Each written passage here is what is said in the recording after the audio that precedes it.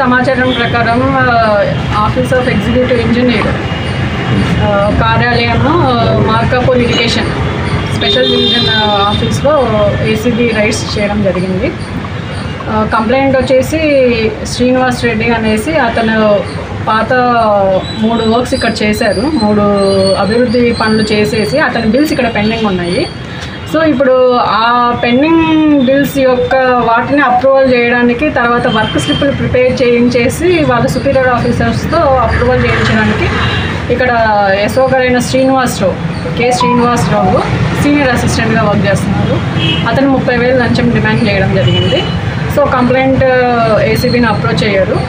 ఈరోజు మళ్ళీ కంప్లైంట్ వెళ్ళగా అతను డబ్బులు డిమాండ్ చేస్తున్నప్పుడు మేము పట్టుకోవడం జరిగింది.